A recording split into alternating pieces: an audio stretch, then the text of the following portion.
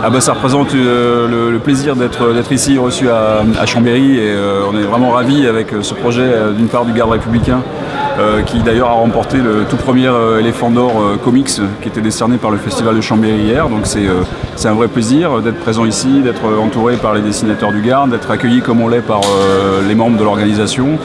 Et à titre plus personnel, le vrai plaisir d'accompagner Doug Wetley qui est l'invité d'honneur du festival et qui a réalisé l'affiche cette année.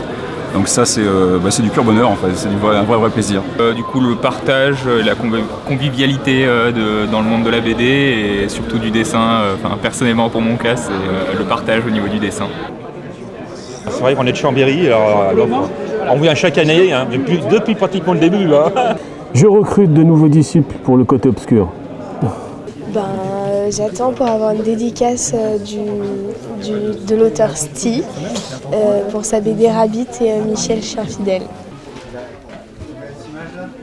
Première fois que je viens à Chambéry, bien organisé, sympathique et du monde, donc tout va bien. C'est toute une famille et on travaille tous ensemble pour faire vivre la BD pour les gens qui aiment ça. Donc voilà, on essaye de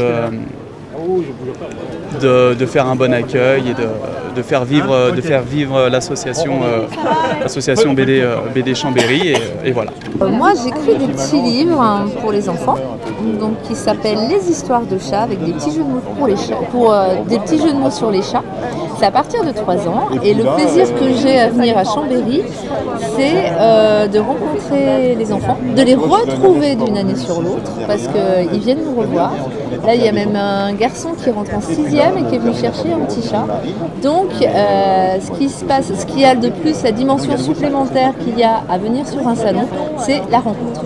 En fait, je suis là parce que je veux rencontrer les auteurs des bandes dessinées que j'ai lues, en fait, principalement.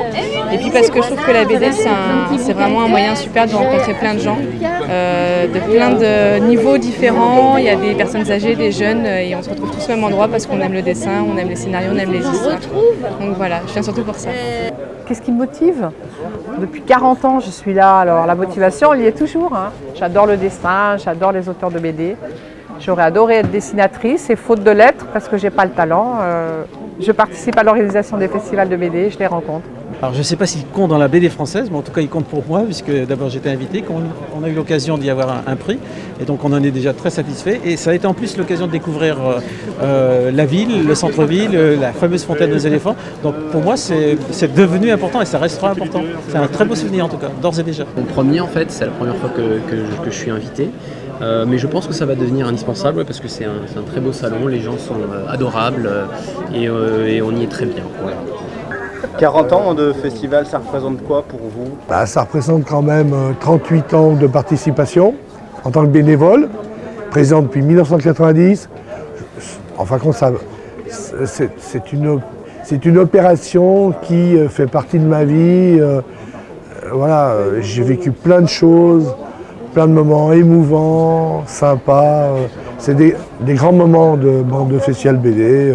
Ça fait partie maintenant vraiment des festivals culturels dans la ville de Chambéry et qui ont dépassé largement les frontières du département et de la région.